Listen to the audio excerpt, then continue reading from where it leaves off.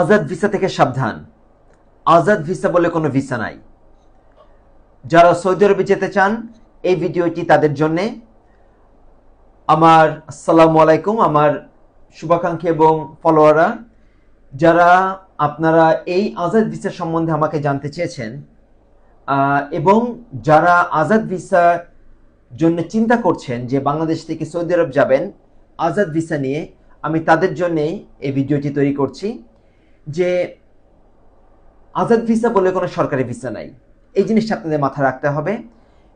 যেই যখন এজেন্ট আপনাকে বলে যে ভাই আপনাকে আজাদ ভিসা আমি বিদেশে নিয়ে যাব, তার অর্থটা কি দাঁড়াচ্ছে? সবাই যে চিন্তা করে যে এটি অনানুষ্ঠানিক স্পন্সরশিপ ব্যবস্থা বোঝায়, যেখানে কেউ আপনাকে একটি ইকামা দেয়, কিন্তু আপনি আসলে সে স্পন্সর দ্বারা নিযুক্ত নন। এখন এইটার মানেটা কি? আজাদ ভিসাটা সবাই বলে, কিন্তু এটার কোনো সরকারি অস্তিত্ব নাই। কিন্তু এই ভিসায় মানুষ কেন যাচ্ছে এবং কি পাচ্ছে? সবাই যেটা মনে করে যে আমি একজন নিয়োগকর্তার সাথে নিযুক্ত হচ্ছি, আমি নিজের কাজ খুঁজতে পারবো, আমি স্বাধীনভাবে চাকরি পরিবর্তন করতে পারবো এবং আমার নিজের ইনকাম নিজে নিয়ন্ত্রণ করতে পারবো। এবং এই ভিসাটা অন্যান্য ভিসা থেকে অনেক সস্তা, কিন্তু কাগজে যতই এটা আকর্ষণীয় শোনাক না কেন, এটি আসলে একটি ভয়ঙ্কর ফাঁদ। সবাই বেছে নেয় কেন?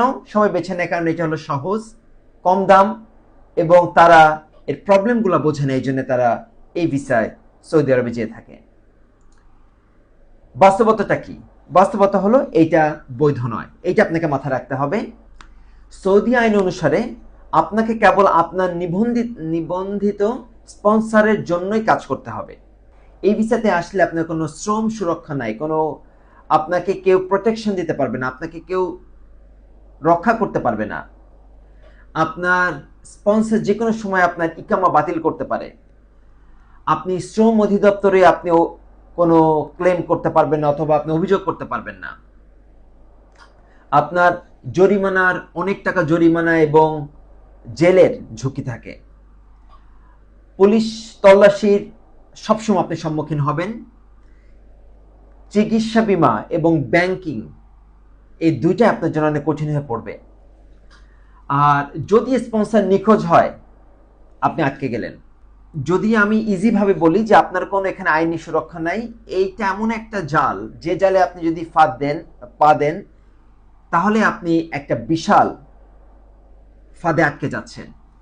এইটা কিভাবে কাজ করে যেটা আমরা বুঝি, এটা হলো একজন এজেন্ট একজন স্পন্সরকে ব্যবস্থা করে। আপনি অনেক টাকা তাকে পে করে থাকেন, এটা 3 লাখ 4 লাখ 5 লাখ 6 লাখ ডিপেন্ড করে কার কাছ থেকে কত টাকা নিচ্ছে।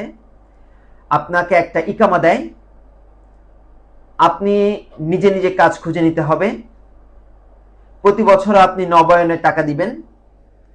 আপনি সম্পূর্ণরূপে এই স্পন্সর সদিচ্ছার উপর নির্ভরশীল থাকতে হবে।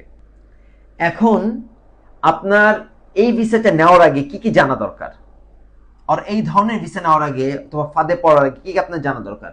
1 নম্বর হলো আপনার স্পন্সরকে, সেটা আপনাকে নিশ্চিত করতে হবে। সব কিছু লিখিতভাবে আপনাকে দিতে হবে। ইকামার বৈধতা সম্পর্কে জিজ্ঞাসা করতে হবে। নবায়নের খরচ আপনাকে জানতে হবে। চিকিৎসা বীমা কে প্রদান করবে সেটা আপনাকে দেখে নিতে হবে। কিছু জরুরি অর্থ আপনার সাথে রাখতে হবে। পরিবারের সাথে আপনাকে যা যা দিচ্ছে সবকিছু আপনাকে শেয়ার করতে হবে। আর রিটার্ন টিকিটের কিছু টাকা আপনাকে সেভ করে রাখতে হবে। কেউ যদি আপনাকে আজাদ ভিসার প্রতিশ্রুতি দেয়, তার মানে কি আপনাকে একটা ফাঁদে পা ফেলার জন্য আপনাকে সে আমন্ত্রণ জানাচ্ছে।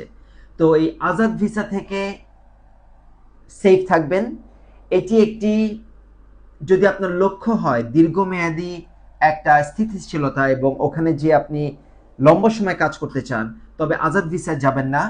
আপনি যদি যেতে চান তবে আপনি কোম্পানি থেকে ওয়ার্ক পারমিট নেন, লিগ্যালভাবে যেই ওয়েগুলো আছে এই ওয়েগুলো যান, শর্টকাট খুঁজেন না, কম টাকায় যাওয়ার চিন্তা করেন না, যেটাতে আপনার জীবনটা বিষ হয়ে উঠবে। ভালো থাকবেন। কোনো কোশ্চেন থাকলে আজাদ ভিসা সম্বন্ধে আমার কাছে আসতে পারেন, যোগাযোগ করতে পারেন। আমি আপনাকে যতটুকু পারি উত্তর দেওয়ার ব্যবস্থা করব। আসসালামু আলাইকুম, বাই বাই।